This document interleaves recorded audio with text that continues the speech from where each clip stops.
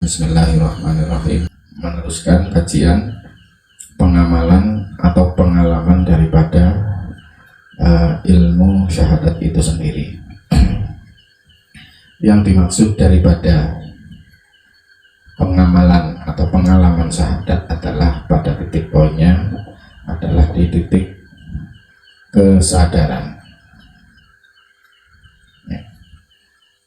Lah, kesadaran ini sudah dari awal sudah diberikan Allah kepada setiap manusia, di mana kalimat kesadaran ini bersuku kata dari kata sadar.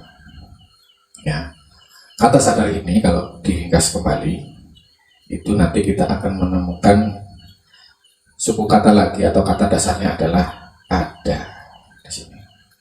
Nah, yang dimaksud daripada ada ini kalau di bahasa Arab kan adalah wujud, ya, dimana wujud ini, ya, itu adalah salah satu sifat wajib 20-nya Allah. Bahkan sifat wujud ini menduduki nomor pertama, ya, ini Allah wujud kita bakosak terus.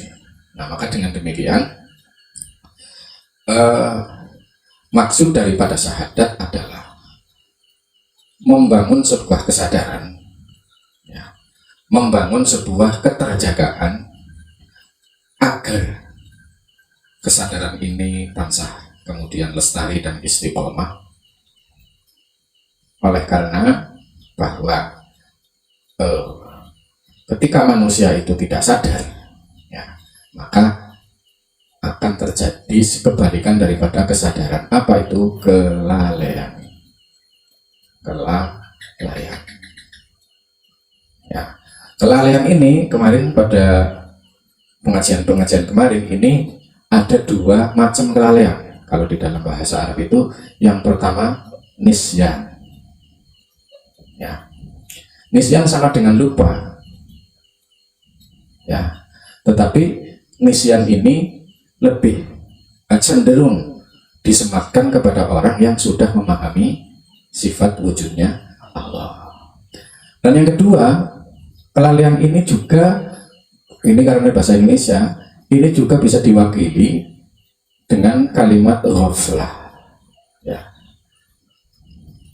Ghaflah menurut para ulama fikih ini juga ada yang mengatakan sahwun. Maka biasanya kalau di dalam fikih itu ada pembahasan sujud sahwi. Kenapa sujud sahwi? Karena orang tersebut meninggalkan sunnah abad. Sunnah abad itu apa? Ada dua, qunut dan tahiyat awal. Dan atau orang itu meninggalkan salah satu rukun sholat, ya, kemudian dia menyempurnakan rukun itu dengan menambahkan satu rakaat, kemudian sujud sahwi. Nah, dalam diskursus pembahasan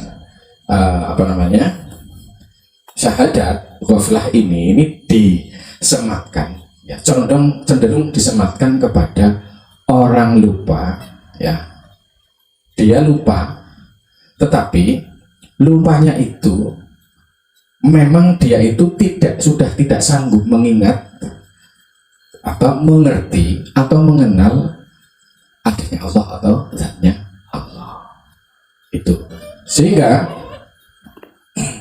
nanti apa yang muncul ketika, berarti ini saja, kalau nisyan itu lebih cenderung pada orang yang sudah mengenal Tuhan, cuman kemudian tetap ada lalainya, orang tetap ada lalainya, maka harus dikembalikan lagi kesadarannya. Nah, kalau ghaflah, ya, kalau ghaflah itu dia lupa, disuruh mengingat, dia tidak mampu Allah yang mana, sehingga ini nanti akan terjebak pada sebatas lafaz, ya, sebatas lafaz, ya, berpikir ya sebatas lafaz, apa-apa sebatas nama, itu begitu. Dan ini ghaflah ini tidak mampu, ya, kemudian benar-benar bisa membersihkan ruang batin yang bersangkutan, karena yang namanya memahami sifat wujudnya Allah, ya, atau adanya Allah, itu modal pokok utama orang untuk bisa bersyahadat satu. Kedua adalah modal utama orang bisa berzikir atau mengingat. Kenapa?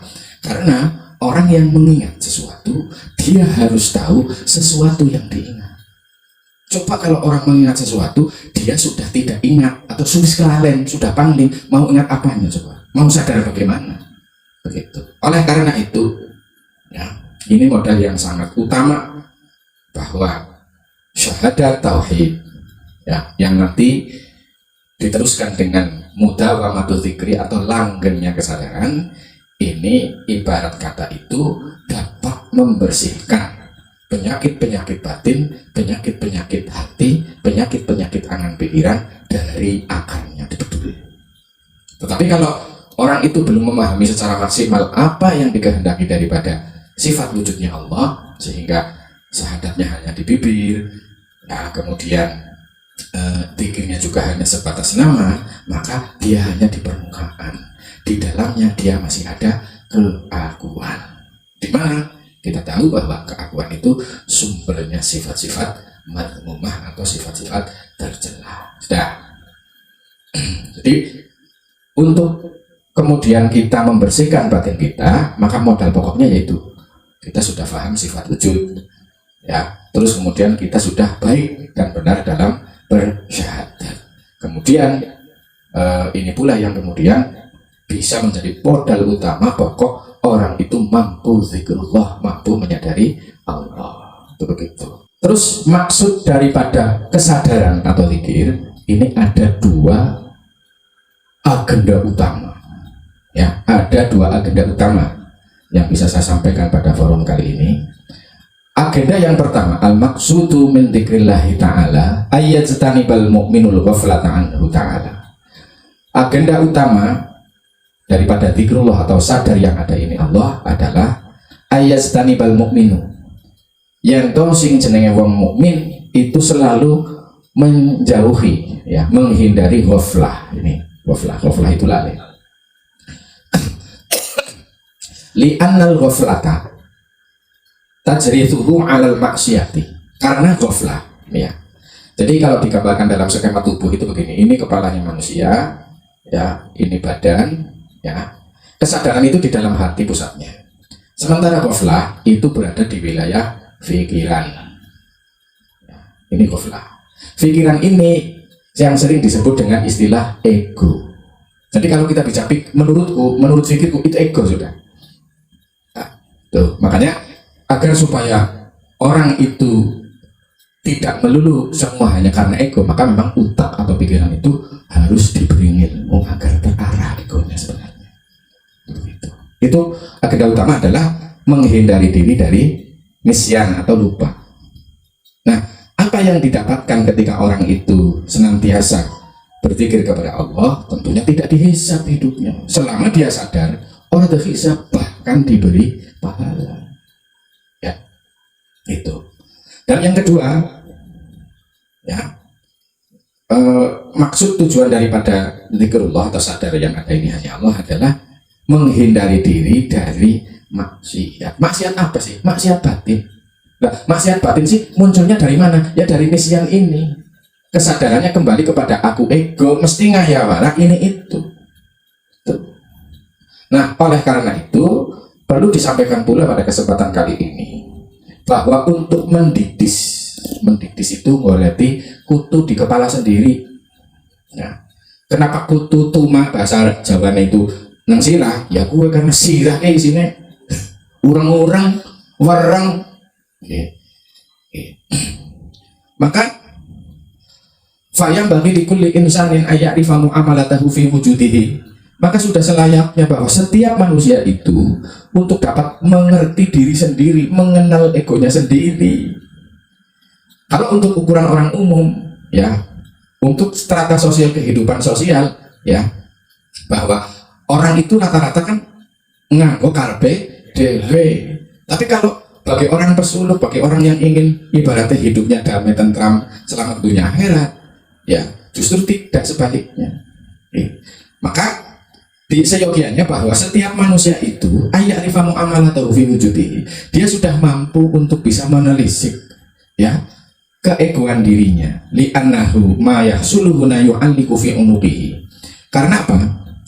apa saja yang dilakukan di muka bumi ini, ya, in tubdu ma fi anfusikum aw tukhfuhu, baik engkau mengedengkan, menampakkan perbuatan atau hanya sekedar di dalam batin, pikiran dan perasaan, yuhasibkum billah, ya tetap ada perhitungan, ya.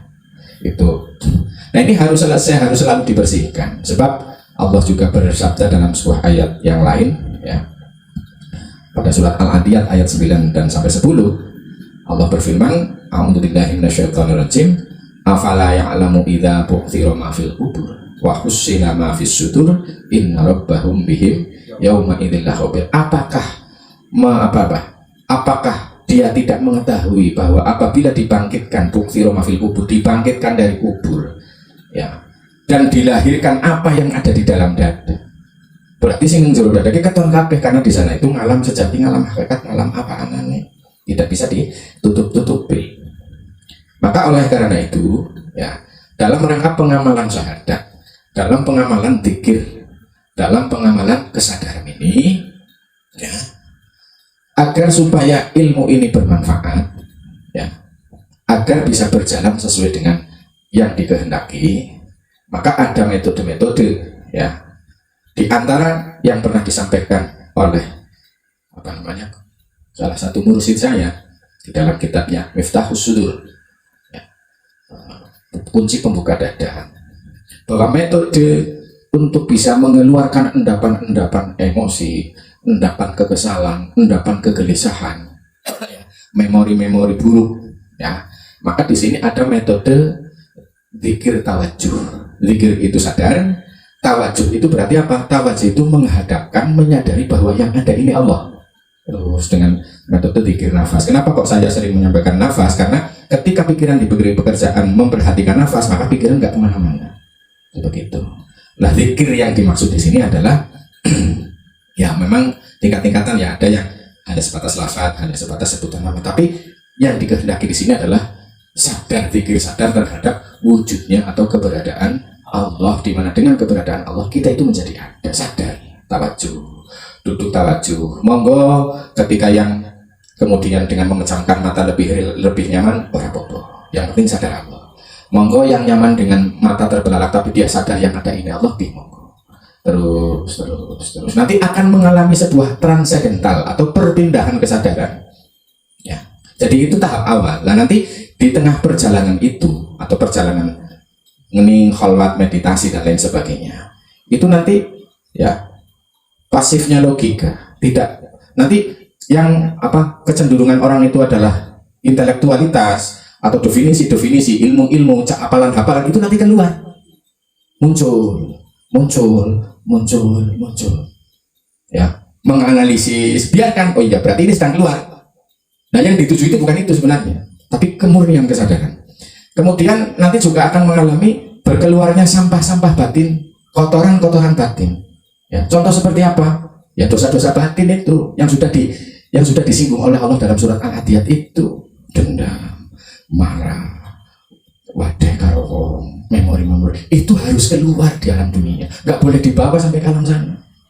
Nah, ini pendaman kemarahan, kesedihan, kekecewaan, kegagalan, bahkan mungkin ilmu kesaktian, kesyirikan, ya. Maka kalau tidak dikondisikan dari sekarang, artinya tidak disadari, dengan kemudian kita zikir tawajuh sadar, itu nanti keluar. Kita seolah-olah itu melihat atau mengalami dan merasakan, oh ya dendam, itulah itu lagi keluar. Nah, dengan metode itulah, terlebih bagi orang yang sudah menyadari wujudnya Allah atau syahadatnya sudah baik secara baik dan benar secara lahir batin, itu nyata keluar. Itu sama dengan bahwa ego kita itu sedang keluar, ya, sedang keluar, dibersihkan ibaratnya. Nah, menurut Syekh Abdul Qadir Jailani, metode ini itu sama dengan mencabut penyakit-penyakit batin yang diibaratkan rumput itu bedul, ya, bedul. Kira-kira pembangkasan rumput bedul kalau digunting bagus mana? Bedul dan sudah dikilin. Ini nggak segera digunting gimana? Sampai orang sangat ini seminggu habis dulu, karena dia masih dalam ego, masih menurut dirinya, karena dia tidak mengembalikan keakuan diri, karena yang berhak mengaku itu hanya Allah. Di dalam Allah berfirman, kul innani Allah, Katakan sesungguhnya aku ini, yang ada yang berhak mengatakan aku yang ada ini Allah. Itu begitu. Ya, jadi nanti akan muncul sombong, ujub, ria, angkuh, merasa benar sendiri. Itu kudu bersih. Lah, itu kenapa harus dilakukan pagi dan sore atau setiap waktu kita sempat atau dimanapun? Itu nanti kita akan pasti paham bahwa saya akan bergerak ke sana karena ego atau karena kemurnian. Itu pasti ketemu. Tapi kalau tidak dilatih seperti ini, ya wassalamualaikum. Ngalor ngidul kelihatan mulutnya karena aku ego. Lah kalau melakukan apapun karena aku ego, ya berarti syirik. Menduakan mari Gusti Allah. Siapa yang menduakan? Aku ego, pikiran dan perasaan. Ya. Nah, aku ego ini juga sesuatu yang sering membuat manusia itu gelisah. Susah, gundah gulana, seolah-olah gue ora urung marem de pangerani urung marem diatur karo Gusti Allah, kan kurang resah gelisah. Nah, ini pula metode dzikir tawajuh ini juga adalah sebuah praktek nyata atau kuliah kerja nyata agar kita itu mendapatkan ilmu nafi, ilmu yang bermanfaat. Napa to ilmu yang bermanfaat? Ciri-ciri-cirine ma yazidu fi khaufika min Allah. Yaitu ilmu atau kemampuan. Ilmu itu sebenarnya munculnya dari mana? Ngamal. Ketika dapat ilmu praktek, nanti Allah akan memberikan pemahaman baru dipraktekkan. Nah, ketika kita sudah mulai pada titik transcendental atau perpindahan kesadaran aku ego dengan kesadaran murni, itu nanti kita pertama adalah benar-benar bisa mengalami kekeruhan batin kita. Ya, kekeruhan pikiran kita, kekeruhan perasaan kita, dan itu jebakan setan iblis. Ya, sehingga dengan demikian kita lebih cakap dalam mempraktikkan takwa Allah. Karena Kanjeng Nabi dahulu, at-taqwa hauna, at-taqwa hauna, takwa kene. Duduk kene, bukan di sini takwa itu, bukan di sini. Takwa itu di sini kesadaran bahwa musuh terbesar di dunia ini adalah diri egonya manusia masing-masing. Ya. Nah, ciri yang kedua ilmu yang bermanfaat adalah wa yazidu fi basiratika bi uyubi nafsika. Bahwa ciri-ciri ilmu yang bermanfaat itu, ilmu itu atau pengetahuan yang dari Allah itu adalah mampu lebih menajamkan mata hatimu atau mata kesadaranmu terhadap aib-aib hawa nafsumu atau aib-aib egomu. Berarti ilmunya sudah semakin bermanfaat. Artinya ilmu itu semakin menyelamatkan orang itu dari jebakan-jebakan di dalam diri batinnya masing-masing. Jadi sebenarnya manusia itu banyak terjebak di dirinya masing-masing, di dalam egonya manusia. Sering banyak sekali terjebak di situ. Jadi ciri yang kedua ilmu yang bermanfaat adalah menambah ketajaman mata hati terhadap apa? Terhadap ego, aib dirinya sendiri. Sementara kan mungkin ada pemahaman umum yang mengatakan begini, tajamnya mata hati itu bisa tembus ini itu. Itu bukan. Jadi Syekh Ibnu Athaillah juga pernah bersabda bahwa kurang lebihnya demikian, bahwa ketajaman mata hatimu, ya kurang lebihnya, dan engkau semakin mengetahui kekuranganmu itu jauh lebih baik daripada ketajaman hatimu untuk memahami alam-alam ghaib, alam malakut, ya, alam langit pertama dan selanjutnya. Karena itu tidak ada kepentingannya dengan posisi kehambaan kita. Selanjutnya, ciri-ciri ilmu yang bermanfaat yang selanjutnya wa yazidu fi ma'rifatika bi ibadati rabbika. Artinya nanti akan menambah kemakrifatanmu atau kepahamanmu, kesadaranmu bi ibadati rabbika terhadap posisi hambamu, ya, posisi kehambaanmu, sehingga ketika engkau berposisi sebagai hamba, maka bagaimanapun Allah menjadi Rabb atau pengatur. Ya, itu. Dan ciri yang selanjutnya adalah lebih menambah demenmu, ya, demennya apa? Seneng dalam rangka fil akhirah, lebih condong kepada akhirat. Akhirat itu sebenarnya apa sih? Akhirat itu batin hati, itu akhirat. Ya, jadi akhirat itu ya sekarang bisa apa? Kesadaran. Jadi kalau kemudian manusia di alam dunia kesadaran itu tidak ada, yaitu gambaran akhirat seperti itu nanti. Ya. Terus kemudian engkau menjadi minimalisir dari kecenderunganmu untuk nguber-nguber dunia. Tegasnya nguber-nguber dunia itu yang bersifat untuk kesenangan begitu loh. Jadi selanjutnya wa yaftahu basirataka bi afati a'malika hatta tahrasi minha. Engkau akan semakin terbuka bahwa ternyata wereng hama amal-amal yang dapat merusak amalmu, ya, itu semakin tampak di dalam kesadaran. Oh, aku ambil kayak itu berarti amalku ora ganggu, amalku rusak. Itu semakin terbuka. Tuh. Wa yutli'uka ala makayiti syaitan wa ghururihi, sehingga nanti kamu akan tertampakkan, semakin tampak, oh ini toh tipu daya setan dan bujukan-bujukan rayuannya justru ada di dalam batin saya. Itu begitu. Nah, oleh karenanya bahwa setelah kita tahu betapa luar biasanya manfaat ilmu yang bermanfaat itu, khasiat ilmu yang bermanfaat itu, maka kita sering mempraktekkan bahwa dengan dzikir tawajuh itu kita mampu lebih masuk ke dalam kesadaran kita, kesadaran murni kita, masuk ke dalam inti diri kita, begitu. Sehingga kita akan semakin paham, ya, oh ternyata tipu daya, ya, setan, iblis itu juga ada, yang sebenarnya itu ada di dalam kehidupan batin kita, benar-benar dialami, begitu. Nah, pintu gerbangnya tipu daya setan, iblis, kemudian muncul sifat-sifat tercela itu adalah hanya ada yang bernama nisyan atau ghaflah. Sehingga kalau kemudian pintu gerbang itu dibuka, ya, atau orang itu hanya berada di ghaflah atau nisyan ini, ya sudah, resiko ditanggung sendiri. Nah, bagaimana cara supaya menutup pintu gerbang ghaflah nisyan itu? Maka sesering-seringlah kita tutup pintu nisyan ghaflah itu dengan kesadaran. Nah, dengan kesadaran itu otomatis itu yang namanya adalah menutup pintu-pintu syaitan. Satu. Kedua, dengan seperti itu, tadi sudah saya katakan, dengan menutup pintu ghaflah, pintu nisyan, kelalaian sadar lagi, itu menutup pintu syaitan dan iblis. Kedua, dengan seperti itu juga bisa difahami bahwa kita sama dengan mencabut keakuan, mencabut keegoan, mencabut sifat-sifat madmumah, hilang dari kesadaran batin kita. Yang ada murni, yang ada bening, yang ada bersih, itulah yang sebenarnya dikatakan sebagai kesadaran atau ketenangan, kedamaian hati. Karena bagaimanapun hidup ini tidak ada masalah. Masalah itu ya di situ tadi. Akibat ghaflah, akibat nisyan, akhirnya ego muncul bermacam-macam setan ya, sifat-sifat madmumah ya ada, dan lain sebagainya.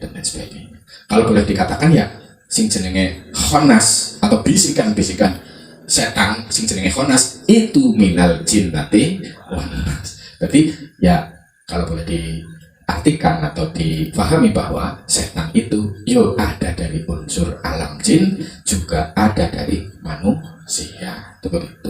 Nah, itu salah satu cara bagaimana kita